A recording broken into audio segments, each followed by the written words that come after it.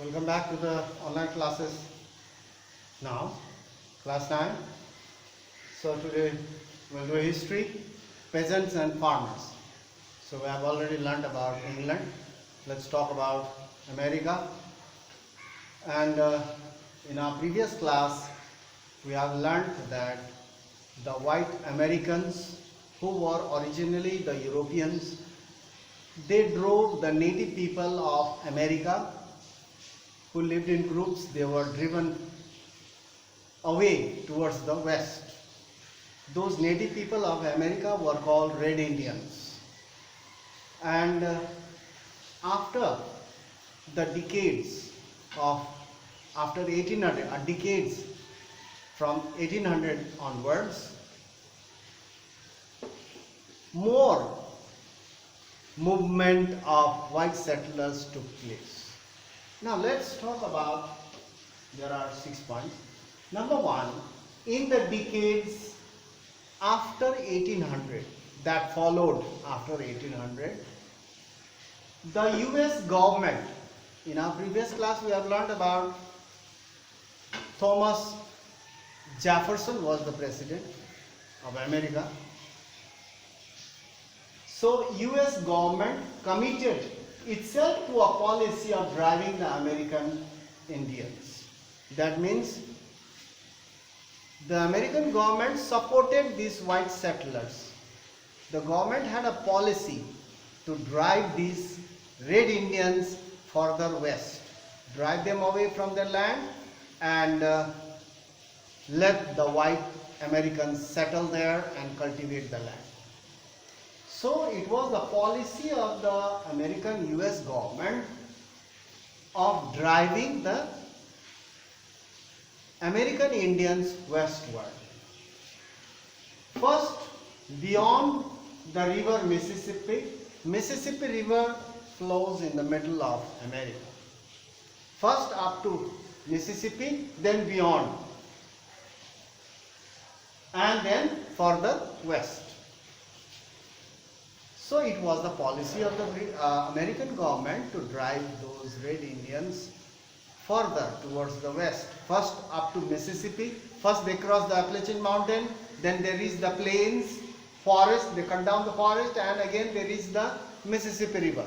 And after that again the government's policy made those white Americans to move further beyond, means further beyond Mississippi River. And in this way they covered entire American country, America, the country of America. So these white settlers, they moved and covered the whole part of America. Many wars were fought. Since it was a place, since it was their homeland, the Red Indians, they fought wars with the white Americans. They fought bravely. Many wars were fought in which Red Indians were massacred. In some areas, Red Indians were massacred. Massacred means killed in great numbers. The whole villages, whole tribe were killed. Massacred, and their villages were also burnt. The whole tribe, sometimes the whole village, all the people of the villages, they were killed. The families were wiped out and their villages were burnt ruthlessly, mercilessly by these white settlers. And then the Indians resisted. They resisted. They fought. They resisted, tried to stop, won many times. Many times they also won. But finally, they were forced to sign the treaty. Treaty means agreement. They were forced to sign the agreement and give up their land, and they moved westward. So many times they won the war with the white Americans. The American Indians and white Americans, they fought. So American Indians, many times they won the war, but ultimately they were forced to sign the treaty or the agreement, and they gave up their land and they moved westward. but most of them were massacred. In our previous class also I have told you, most of the Red Indians were massacred, killed, and their homes and villages were burnt down by the white settlers. As the Indians means Red Indians, the native people of America, as the Red Indians retreated means to go back, move back. As the Red Indians retreated towards the western part, the settlers, white settlers poured in. The white settlers came, white Americans came in. They came in successive waves. I have told you already. They came in successive waves. One group, one wave came and they settled over here. The another wave again came, they settled further. Then again they further. In this way, the whole area was occupied by white settlers. Those areas actually belonged to the Red Indians, but these areas were occupied by these white settlers. They slashed and burned, slashed means cut down. They slashed and burned forest.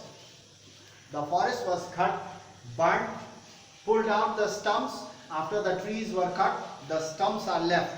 They dug and took out the stumps, pulled out the stumps, cleared the land was cleared, the stumps were taken out, the trees were cut down, the trees were exported, animals were hunted for a skin, the land was cleared and for cultivation. The land was cleared for cultivation, erected fence.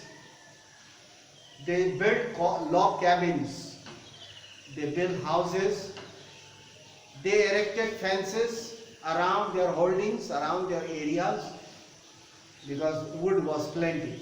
The forest was there, so there was no problem of erecting fences.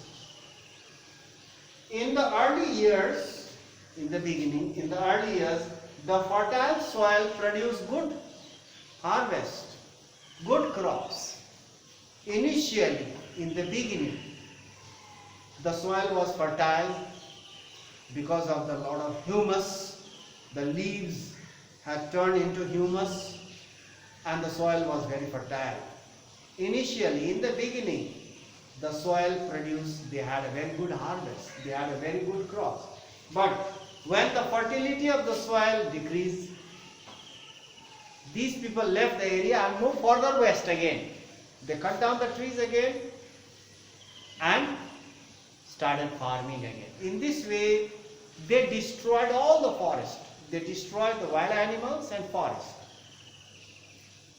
So, when the fertility decreased, they moved further west. In this way, the white settlers occupied all the land previously belonged to those Red Indians.